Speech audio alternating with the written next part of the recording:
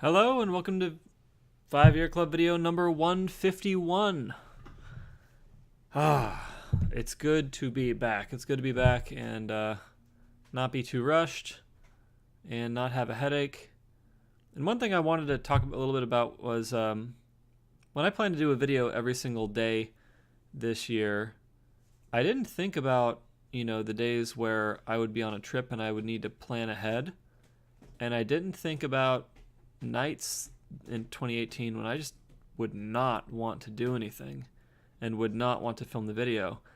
And I think one of the advantages of choosing a resolution where you have to do something every single day is that it forces you to work past those moments. It forces you to figure out a way of continuing to make progress on a project even when you feel crappy and even when you have a lot going on.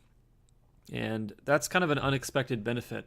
And I'm very happy that I've been able to hit, a video every single day this year. All right. Another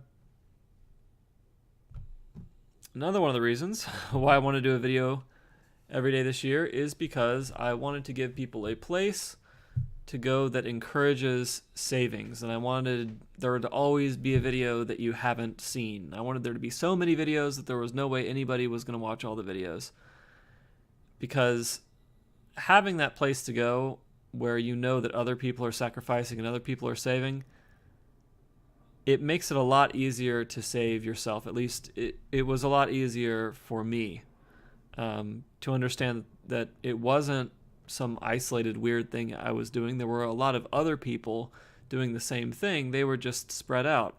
So, the Dave Ramsey Show, online communities, those have helped me a lot.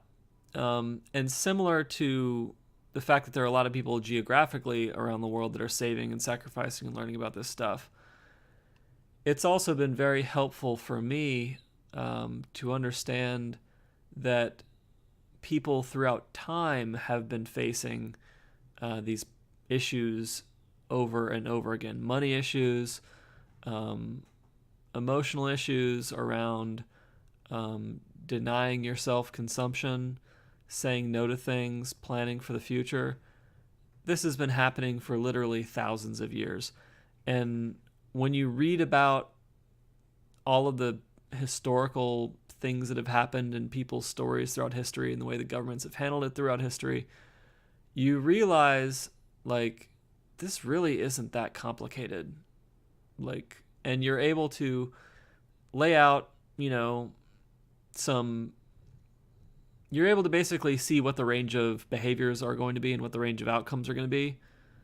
And the data is so consistent and so old over time that you're just like, well, yep, this is definitely what I'm going to get if I behave this way. No magic is going to come and save me, so I might as well just do it, because this is the way it's been working for the past 2,000 years. And I was reminded of all this when I began rereading a book that I've read before called Beyond Our Means, Why America Spends While the World Saves. And it was on Audible, so definitely go get that book on Audible if you're into a book on world savings history. And anyway, while I was reading that book, it mentioned a text by a guy named Samuel Smiles called Self-Help. And it's an interesting book, not only because it was very successful. It was released in a bunch of different countries, reprinted a bunch of different times. It sold millions of copies even before he died, which was very unusual for that time. I think it had 100 and something reprintings. But it was also, not only because it was really successful, but it was actually announced on the same day as Darwin's Evolution of Species. So the same publisher was publishing both of them, and they're like, hey guys, we got 2 new books, Samuel Smiles' Self-Help and Darwin's Evolution of Species. And we know that, the Evolution of Species has completely changed biology. Samuel Smiles' self-help was extremely popular for its time. Arguably, Samuel Smiles was kind of like the Benjamin Franklin of his time in regards to savings advice. But, it hasn't aged as well, maybe. Not that we regularly read Evolution of Species, but there are a lot of, I think, Victorian cultural things in self-help, which nobody wants to do that anymore. Anyway, here is Samuel Smiles' lovely photograph. I actually found a photograph of him online. That was cool. And just for context, I wanted to, remind people that this is Victorian literature. So like kind of Charles Dickens era literature. In fact, Charles Dickens was also a big proponent of savings. He would open savings accounts for people to encourage them to save and make an initial deposit in their name. So Victorian era was between 1837 and 1901 and corresponds to Queen Victoria's reign. And I'm going to provide all these links in the description, the Wikipedia to Samuel Smiles, also the entire book on Project Gutenberg, and a link specific to the section that we are going to just read a paragraph from today. We're not going to go into the whole thing because I don't think there's any point. But it's just good to hear this stuff. Weird old savings advice from the 1800s. From, some British guy with a cool last name. Smiles. All right. Chapter 10, Money, Its Use and Abuse. Hence the lesson of self-denial. The sacrificing of a present gratification for a future good is one of the last that is learnt. Those classes which work the hardest might naturally be expected to value the most the money which they earn. Yet the readiness with which so many are accustomed to eat up and drink up their earnings as they go renders them to a great extent helpless and dependent upon the frugal. It should be noted that food was significantly more expensive in this time period. Also, the Victorian era was very concerned about men spending money at pubs, at bars, and drinking. That was like a big morality problem for them, was that the guys would spend all the family's money drinking, and then they wouldn't have anything for the family. There are large numbers of persons among us who, though enjoying sufficient means of comfort and independence, are often found to be barely a day's march ahead of actual want when a time of pressure occurs, and hence a great cause of social helplessness and suffering. They didn't have the same social safety net programs that we have today. And, side note, it's very interesting that there are certain countries that have great safety nets, like Germany, that also have high savings rates, and other countries that have a social safety net, like the United States, where people claim that it depresses the savings rate. Which one is it? This is the complication of international personal savings rate studies. All right. On one occasion, a deputation waited on Lord John Russell respecting the taxation levied on the working classes of the country, when the noble lord took the opportunity of remarking, "You may rely upon it that the government of this country durst not tax the working classes to anything like the extent to which they tax themselves in their expenditure upon intoxicating drinks alone. Of all great public questions, there is perhaps none more important than this. No great work of reform calling more loudly for laborers. But it must be admitted that self-denial and self-help would make a poor rallying cry for the hustings. And it is to be feared that the patriotism of this day has but little regard for such common things as individual economy and providence, although it is by the practice of such virtues only that the genuine independence of the industrial classes is to be secured.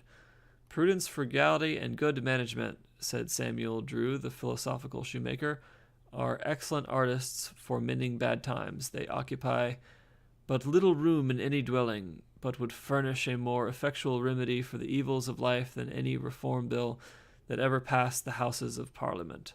Socrates said, Let him that would move the world move first himself. Or, as the old rhyme runs, if everyone would see to his own reformation, how very easily you might reform a nation. Well, that's a fun rhyme. It is, however, generally felt to be a far easier thing to reform the church and the state than to reform the least of our own bad habits. And in such matters it is usually found more agreeable to our tastes, as it certainly is the common practice to begin with our neighbors rather than with ourselves. So same stuff Dave Ramsey says, look at the person in the mirror. That's who you need to fix. And this is, from Samuel Smiles 159 years ago. And I think the other thing I'd really take from this passage is the freedom part, right? That you really have to, like, the fastest way to free yourself is to save money. That's it. Because even though within a population, if you start with like a lower class population, you say, what's the mobility of the population? And it's not that much when you look at all of the people in that population. But when you look at individual outcomes in that population, they vary widely. The average doesn't vary that much, but the individual outcomes vary widely. And that is because personal choice makes a big difference in outcome. But many people do not like this idea. Not that personal choice is the only thing that determines outcomes. Certainly not. But it really matters. And we read a lot of things these days that would make a person think it doesn't matter. For example, here's an article from The Economist I found that was discussing Samuel Smiles. Not surprisingly, middle-class readers lapped him up, but like other self-help gurus, Smiles probably affected behavior less than self-perceptions. He set out to tell people that morality and hard work were needed for success. What his readers took from his writing was the reassuring notion that their success must have been the result of morality and hard work. And, you'll see this over and over again today. Is that today, the abstract today. That people are saying that your choices don't matter. How hard you work doesn't matter. And it's absolutely not true. And it's harmful when people believe it.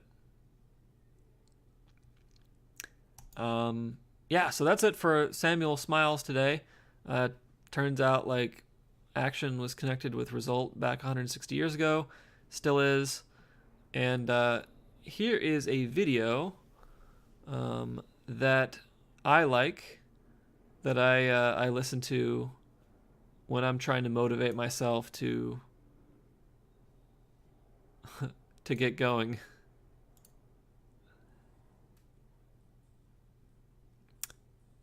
Oh no, it looks like it decided not to play.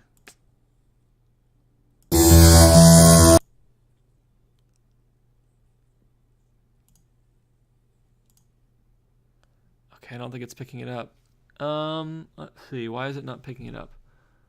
That was horrible.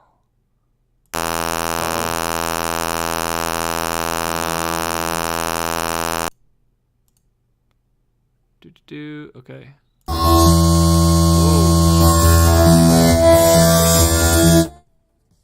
That was crazy.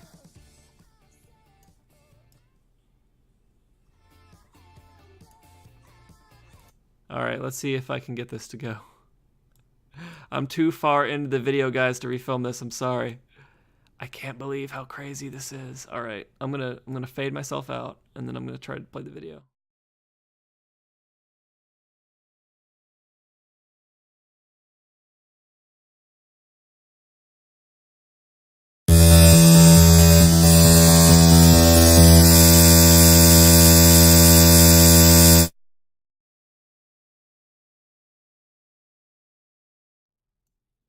Wow, there's some crazy feedback thing going on. Anyway, I'm just going to paste the link to that video in the description.